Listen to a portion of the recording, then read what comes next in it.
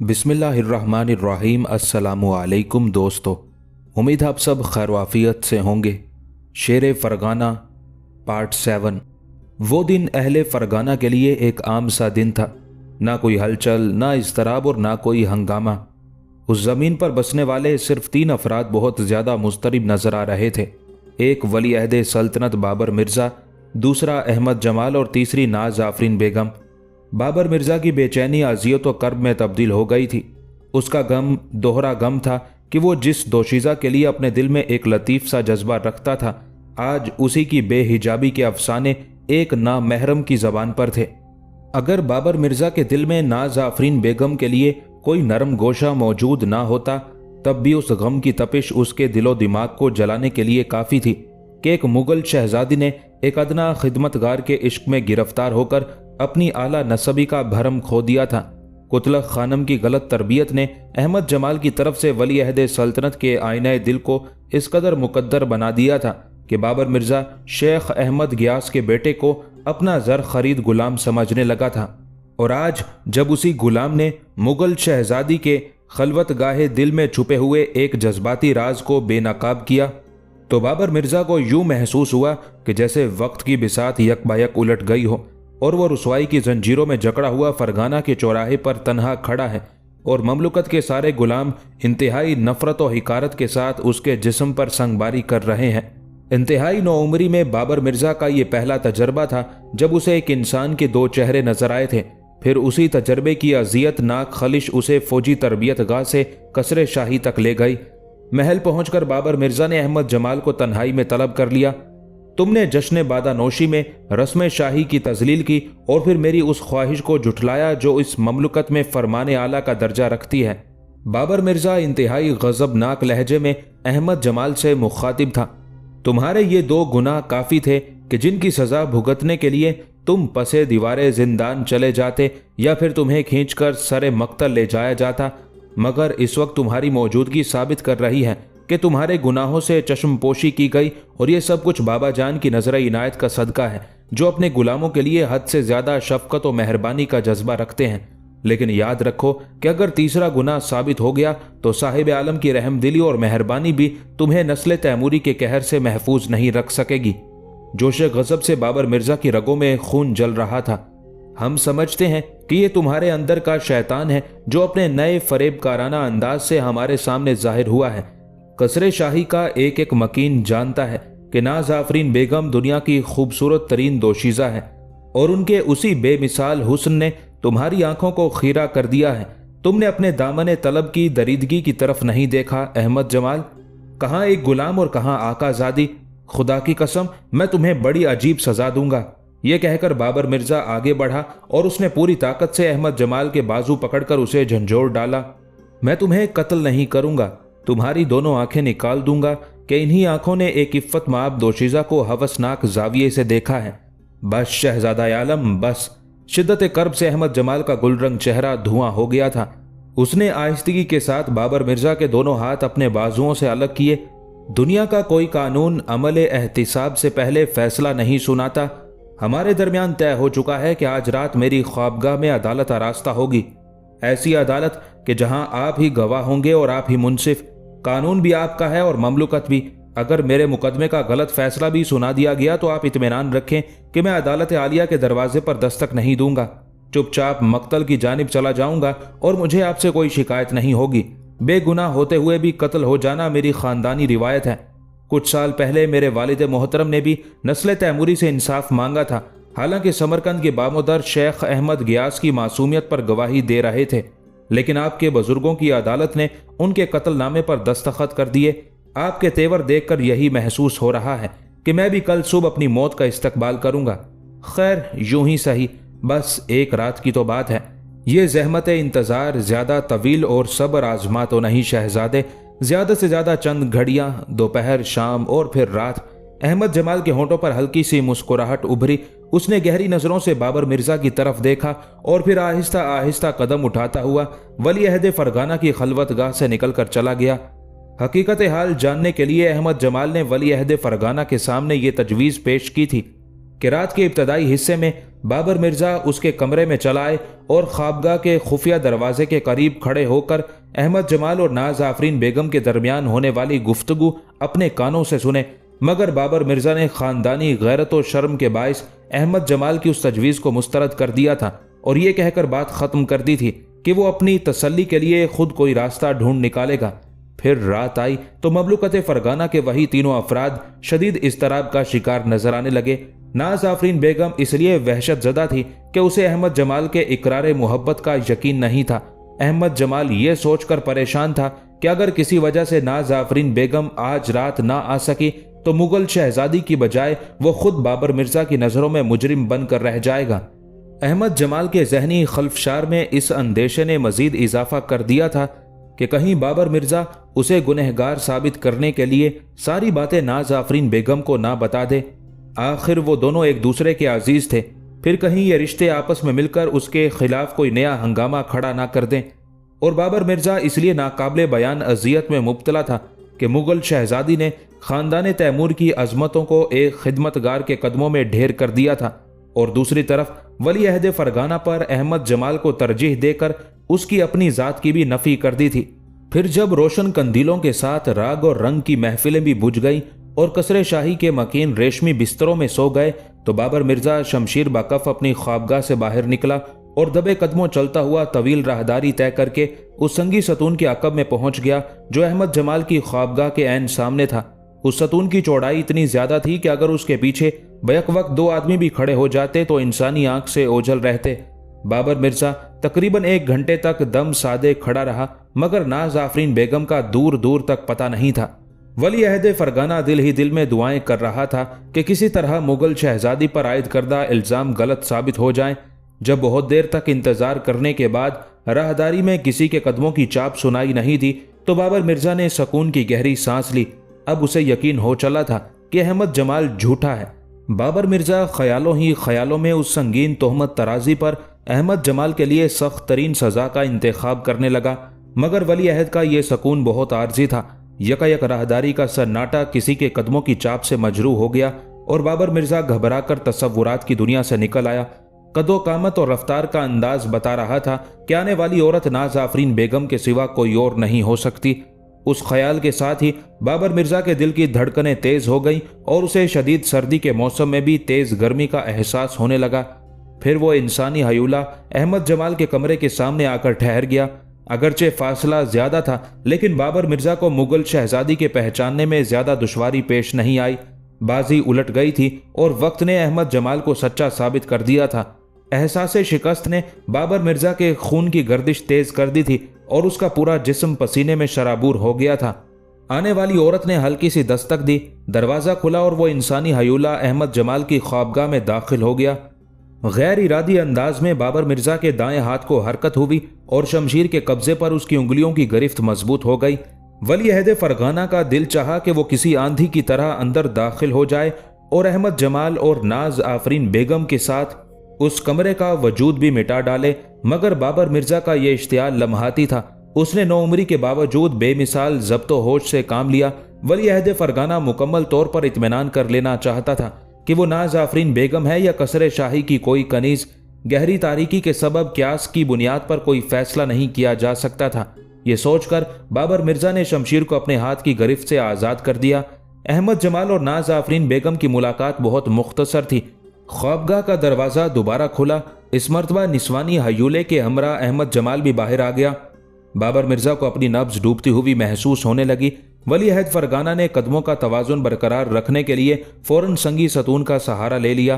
خدا حافظ شہزادی محترمہ، احمد جمال نے جان بوجھ کر کسی قدر بلند آواز میں ناز آفرین بیگم کو مخاطب کیا۔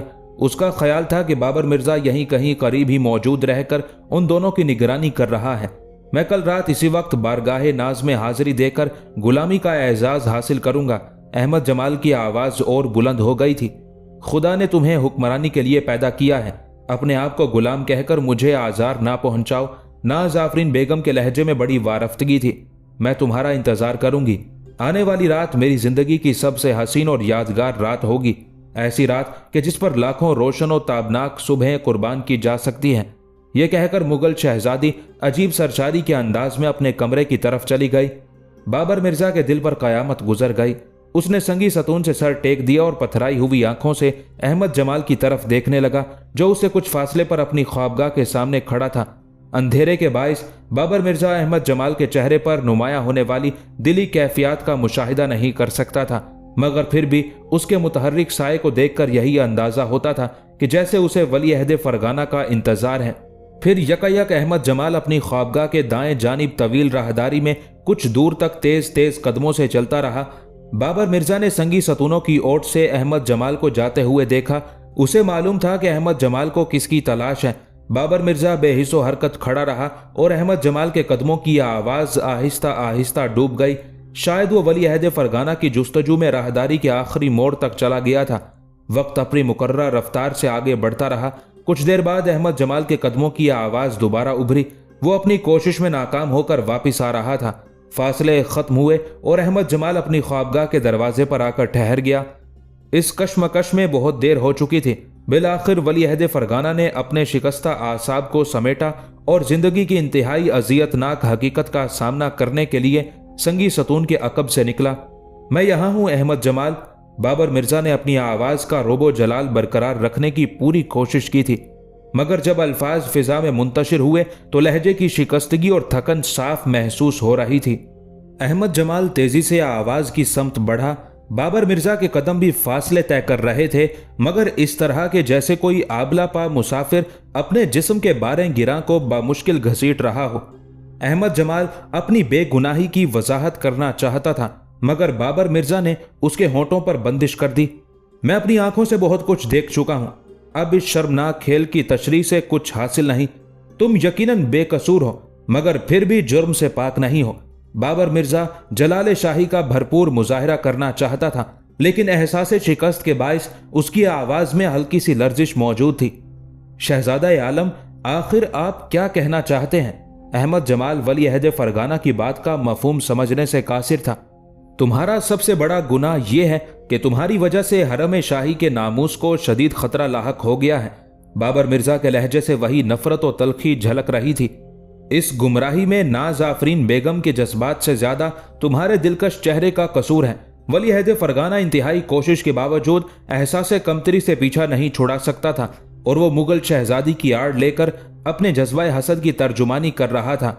بابر مرزا کی بات سن کر چند لمحوں کے لیے احمد جمال سناٹے میں آ گیا۔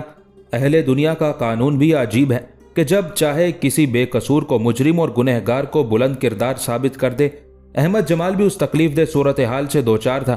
اگر ولی عہد سلطنت کا حکم ہو تو اپنے چہرے پر تیزاب ڈال کر یا اسے آگ میں جلا کر مس کر ڈالوں، اس کے بعد تو حرم شاہی کے ناموس کو کوئی خطرہ درپیش نہیں ہوگا۔ بس تم اسی وقت رات کے اندھیرے میں فرغانہ کی حدود سے نکل کر کہیں دور چلے جاؤ۔ بابر مرزا نے کسی تاخیر کے بغیر اپنا آمرانہ فیصلہ سنا دیا تھا۔ تمہیں اس بات کی اجازت ہوگی کہ صاحب عالم کے دیے ہوئے سارے عطیات اور مال و اسباب اپنے ہمراہ لے جا سکتے ہو۔ ولی عہد فرغانہ نے اپنے لفظوں کے تیز نشتر سے احمد جمال کی رگ حمیت کاٹ دی تھی۔ شیخ احمد گیاس کا غیور فرزند اس صفاقی پر تڑپ اٹھا۔ میرا ذاتی سرمایہ بس وہی غلیظ اور بوسیدہ لباس تھا جسے پہن کر میں سمرقند سے فرغانہ آیا تھا۔ کاش میری غربت کا وہ پیراہن آج محفوظ ہوتا تو میں اسی کو دوبارہ اپنے جسم پر سجا کر سمرقند واپس چلا جاتا۔ انتہائی ضبط کے باوجود احمد جمال کے ہونٹوں سے ایک آہ سرد نکل گئی۔ خیر، زیر آسمان یوں بھی ہوتا ہے۔ آپ مطمئن رہیں شہزادے، میں اسی شب کی تاریکی میں کہیں اور چلا جاؤں گا، مگر آپ خدا کے لیے فرغانہ ہی میں حاضر رہیں کہ آپ کی غیر حاضری سے صاحب عالم کا خواب بے تعبیر ہو جائے گا۔ اگرچہ احمد جمال نے چند الفاظ میں سب کچھ کہہ دیا تھا، لیکن بابر مرزا اس کی گفتگو کا مفہوم سمجھے بغیر تیزی سے آگے بڑھ گیا۔ ولی عہد فرغانہ کے جاتے ہی احمد جمال اپنی خوابگاہ میں داخل ہوا اور اس خط کو تلاش کرنے لگا جو مرنے سے پہلے سید مہدی نے اسے دیا تھا اور ہدایت کی تھی کہ جب مصائب کا ہجوم وارث فرغانہ کو گھیر لے تو یہ خط اس کے حوالے کر دیا جائے۔ تھوڑی سی تلاش کے بعد سید مہدی کا وہ خط مل گیا۔ احمد جمال نے اپنے روحانی باپ کی اس امانت کو چمڑے کے غلاف میں محفوظ کر لیا تھا۔ چند لمحوں تک احمد جمال سید مہدی کے اس مکتوب کو بہت غور سے دیکھتا رہا جس میں نامعلوم عبارت درج تھی۔ پھر اس نے قیمتی ساز و سامان سے آراستہ اپنے کمرے پر ایک نظر ڈالی اور یہ کہتا ہوا باہر آ گیا، اے دنیا، تیری خوشیاں اور تیری آسائشیں کتنی ناپائیدار ہیں۔ پھر وہ تیز رفتاری کے ساتھ قلعے کے صدر دروازے کی طرف بڑھا۔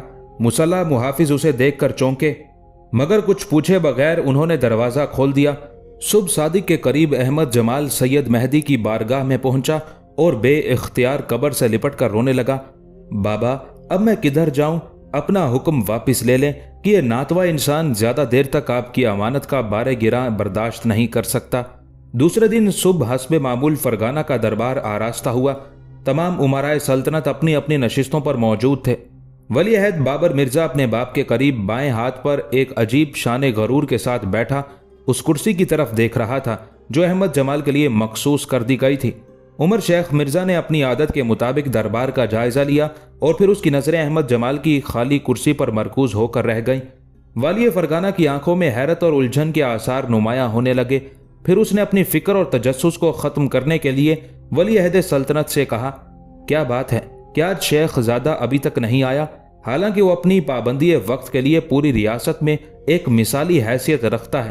اس کی طبیعت تو ٹھیک ہے بابر مرزا، حاکم فرغانہ کے لہجے میں پریشانی جھلک رہی تھی۔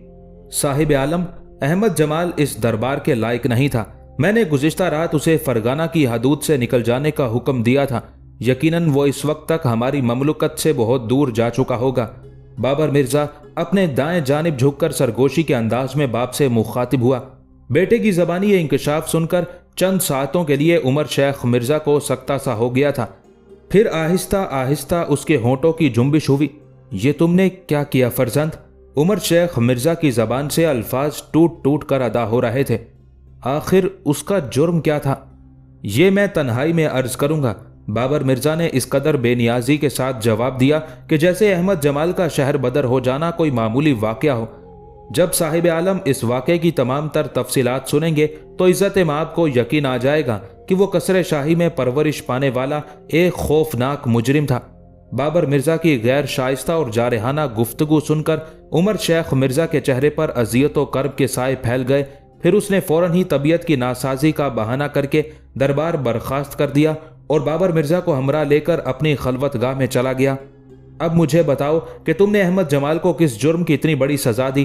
تنہائی میں پہنچ کر عمر شیخ مرزا کی آواز بھی بلند ہو گئی تھی اور چہرے پر بھی غصے کا رنگ نمایاں ہو چلا تھا۔ باپ کے بگڑے ہوئے تیور دیکھ کر بابر مرزا کچھ سہم سا گیا تھا۔ پھر اس نے ناز آفرین بیگم کے حوالے سے سارا واقعہ پوری تفصیلات کے ساتھ سنا دیا۔ اس سے احمد جمال کا جرم کب ثابت ہوتا ہے فرزند؟ یکایک عمر شیخ مرزا کا لہجہ غضبناک ہو گیا۔ ایک بے گناہ کو ریاست بدر کر دیا گیا اور گنہگار پاکیزگی کی قبا پہن کر قصر شاہی میں آزادانہ گھوم رہا ہے۔ کیا یہی تمہارا انصاف ہے؟ اور کیا اسی انصاف کی بنیاد پر آئندہ تم اپنے اقتدار کی دیواریں اٹھاؤ گے؟ ایوان حکومت تو کیا، ایسی بنیادوں پر تو معمولی سا مکان بھی تعمیر نہیں کیا جا سکتا۔ بابر مرزا، اگر تم نے ایسا کیا تو یہ کھیل زیادہ دیر تک جاری نہ رہ سکے گا۔ بس چند دنوں کی بات ہوگی کہ تمہارا قصر جاہو جلال تم ہی پر گر پڑے گا اور تم اس کے ملبے میں دب کر ہلاک ہو جاؤ گے۔ باپ کی شعلہ بار نظریں دیکھ کر بابر مرزا کے چہرے کا رنگ اڑ گیا، مگر پھر بھی اس نے اپنی غلطی پر پردہ ڈالنے کی ناکام کوشش کی۔ صاحب عالم، میں نے احمد جمال کو شہر بدر کر کے شاہی حرم سرا کے عزت و ناموس کی حفاظت کی ہے۔ ملکہ عالیہ نے مجھے بتایا تھا کہ چند سال پہلے بھی قصر شاہی میں ایک ایسا ہی واقعہ پیش آ چکا ہے۔ میں نے ابھی بابر مرزا کی بات مکمل بھی نہیں ہونے پائی تھی کہ والی فرغانہ چیخ اٹھا، جھوٹ بولتی ہے ملکہ عالیہ! وہ حاسد اور تنگ نظر خاتون تمہیں احمد جمال کے بارے میں کیا بتائیں گی؟ یہ کہہ کر عمر شیخ مرزا نے ولی عہد سلطنت کو عالیہ کی ذات سے وابستہ وہ دردناک کہانی سنا دی جس کا بظاہر کوئی انجام نہیں تھا۔ اگر احمد جمال امانت دار نہ ہوتا تو بہت پہلے فرغانہ کی تاریخ سیاست میں ذلت و رسوائی کی ایک ہولناک داستان رقم کی جا چکی ہوتی، مگر اللہ اسے جزائے خیر دے کہ اس نے خاندان شاہی پر احسان عظیم کیا۔ عمر شیخ مرزا کی آواز لہجہ با لہجہ تیز ہوتی جا رہی تھی۔ اگر احمد جمال بد نظر اور خائن ہوتا تو ناز آفرین بیگم بہت پہلے اپنی آبرو گنوا چکی ہوتی، لیکن اس نے اپنے احسان کی روایت کو زندہ رکھا اور ایک ہم ہے کہ مسلسل احسان فراموشی کا مظاہرہ کر رہے ہیں۔ کل تمہارے دادا سلطان ابو سعید مرزا نے اس کے فرشتہ صفت باپ کو تہہ تیگ کر ڈالا تھا اور آج خود تم نے اس کی گردن پر شمشیر ستم کھینچ دی۔ اے خدا، ہمارے گناہوں کو معاف فرما کہ ہم تیرے بڑے ناشکر گزار بندے ہیں۔ ये कहते कहते उमर शेख मिर्जा की आंखों में आंसू आ गए। वाली फरगाना ने माजी की तारीख का वरक उल्टा तो बाबर मिर्जा के होश उड़ गए। फिर एहसास नदामत का गलबा हुआ तो वली अहद सल्तनत दस्त बस्ता आगे बढ़ा और उमर शेख मिर्जा के सामने घुटनों के बल झुक गया। साहिब आलम, मुझे यही बताया गया था कि अहमद जमाल हमारे खानदान का बदतरीन दुश्मन है, फिर मैं किस तरह उसके साथ इंसाफ करता। मलिका आलिया ने तुम्हें यह नहीं बताया कि वो 15 साल तक औलाद के लिए तरसती रही हैं। उमर शेख मिर्जा ने उसी तुंदो तेज लहजे में कहा, और तुम्हें यह भी नहीं बताया गया कि अहमद जमाल के फरगाना आने के बाद ही तुम पैदा हुए। तुम्हारा ज़हूर किसकी दुआओं का सदका है, तुम्हें यह भी नहीं मालूम। बाबर मिर्जा पर हैरतों के पहाड़ टूट पड़े थे। फिर मैं क्या करूं साहिब आलम। एहसास जुर्म की शिद्दत से वली अहद फरगाना रो पड़ा। अहमद जमाल को तलाश करो, अगर वो यहां से चला गया तो फरगाना वीरान हो जाएगा। अहमद जमाल की जुस्तजू में हर तरफ बर्क रफ्तार घोड़े दौड़ पड़े थे, मगर उसका दूर दूर नामो निशान तक न था। खुद बाबर मिर्जा का घोड़ा भी कई घंटे तक हवा से बातें करता रहा था, लेकिन उसे जिस चीज की तलाश थी अभी तक उसका धुंधला सा सुराग भी नहीं मिल सका था। फिर अचानक वली अहद फरगाना को अहमद जमाल के आखिरी अल्फाज याद आए। वो इस ममलुकत से खाली हाथ जाना चाहता था। उस ख्याल के आते ही बाबर मिर्जा शाही अस्तबल की तरफ पलटा। हैरत अंगेज तौर पर वहां अहमद जमाल का घोड़ा मौजूद था। फिर वो पयादा पा इतना तवील सफर तय करके फरगाना की हदूद से किस तरह बाहर जा सकता है। बाबर मिर्जा कुछ देर तक उस नुक्ते पर गौर करता रहा और फिर उसने अपने घोड़े का रुख कसरे शाही की तरफ मोड़ दिया। क्या अहमद जमाल का कोई सुराग मिला? उमर शेख मिर्जा ने घबराकर वली अहद सल्तनत से पूछा। उसके लहजे में बड़ी हसरत पोशीदा थी। जब बाबर मिर्जा ने अपनी और दूसरे शाहसवारों की नाकामी का जिक्र किया तो वाली फरगाना के चेहरे पर गहरी उदासी छा गई। उसे तो फरगाना में रहने के लिए पाबंद कर दिया गया था, फिर वो किस तरह चला गया? उमर शेख मिर्जा के लहजे से इंतहाई शिकस्तगी का इजहार हो रहा था। फिर जब बाबर मिर्जा ने यह राज मुनकशिफ किया कि अहमद जमाल का घोड़ा शाही अस्तबल में मौजूद है तो यकायक वाली फरगाना के चेहरे पर एक अजीब सा रंग उभर आया। फिर वो बड़े पुरजोश अंदाज में अपनी नशिस्त से उठा और बाबर मिर्जा से यह कहता हुआ अपने कमरे से बाहर निकल गया, मेरे साथ आओ, मैं जानता हूं कि अहमद जमाल कहाँ होगा। और फिर वाली फरगाना का अंदाज़ा दुरुस्त निकला। अहमद जमाल सैयद मेहदी की झोंपड़ी में मौजूद था। वाली फरगाना को देखकर अहमद जमाल एहतरामन खड़ा हो गया। साहिब आलम, मैं आप ही का इंतज़ार कर रहा था कि आप तशरीफ़ लाएं तो ये गुलाम इज़्ने सफ़र लेकर अपनी नामालूम मंजिल की तरफ रवाना हो जाए। उमर शेख मिर्जा के चेहरे पर शदीद नदामत और अजियत का रंग नुमाया था। शेख ज़ादे, तुम तो इफ़ाए अहद के मफ़हूम से वाकिफ़ हो, फिर तुमने ऐसा क्यों किया? मेरी नज़र में आप दोनों मोहतरम हैं। अहमद जमाल का लहजा जज्बात से यकसरारी था, ना उसमें कोई तंज पोशीदा था और ना कोई शिकायत। मैंने वली अहद सल्तनत के हुक्म पर कसरे शाही छोड़ दिया, मगर इसके बावजूद फरगाना की हदूद से बाहर नहीं गया कि मुझे आपके हुक्म का इंतज़ार था। और फिर सबसे बढ़कर यह कि मुझे बाबा के दूसरे हुक्म का इंतज़ार है। बाबा ही ने मेरे पैरों में ये जंजीरें डाली थी और बाबा ही इन जंजीरों को खोलेंगे। ये कहते कहते अहमद जमाल की आवाज़ से दिल का दर्द झलकने लगा था। सैयद तो एक बार जंजीरें पहना चुके। उमर शेख मिर्जा ने आगे बढ़कर अहमद जमाल के कंधे पर अपना हाथ रख दिया। हाँ, अगर तुम खुद ही चाहो तो ये जंजीरें तोड़कर अपने अहद वफा से आज़ाद हो सकते हो। मुझे ये जंजीरें दुनिया की हर शय से ज़्यादा अजीज़ हैं, मगर गर्दिश हालात को क्या कहूँ कि वो मेरी गुलामी पर भी रजामंद नहीं। अहमद जमाल के होंठों से आहे सर्द निकल गई। गर्दिश वक्त बदगुमानियाँ पैदा कर सकती है, मगर तुम्हें अहद शिकन नहीं बना सकती। उमर शेख मिर्जा के लहजे में वही मोहब्बत और शफकत थी जिससे अहमद जमाल बाखूबी आशना था। वो देखो, बाबर मिर्जा दरवाजे के बाहर शर्मो नदामत से सर झुकाए खड़ा है। वो तुमसे अपने गुनाहों की माफ़ी मांगने आया है। यह सुनते ही अहमद जमाल तेजी से बाहर आया। वाक़तन झोंपड़ी के दरवाजे पर वली अहद फरगाना किसी मुजरिम की मानित खामोश खड़ा था। उसके चेहरे की रंगत उड़ी हुई थी और आंखों में आंसू लरस रहे थे। बरादर बुजुर्ग, आपके सिलसिले में मेरे जराइम की फहरिस्त बहुत तवील है। अहमद जमाल को देखते ही बाबर मिर्जा ने इंतहाई रिक्कत आमेज लहजे में कहा, आप चाहें तो मेरे हर जुर्म की अलहदा सज़ा मुंतखब कर सकते हैं।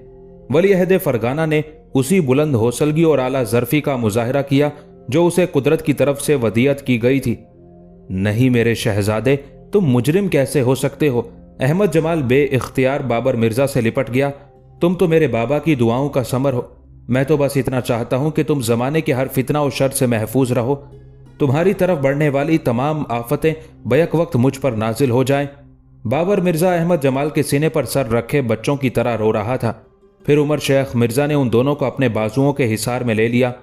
جذبات کا یہ سیلاب ٹھہرا تو عمر شیخ مرزا نے سید مہدی کی قبر کی طرف اشارہ کرتے ہوئے بابر مرزا سے کہا، یہ ہے اس مرد قلندر کی آخری آرام گاہ جس کی دعاؤں سے فرغانہ کے تخت کا وارث دنیا میں آیا۔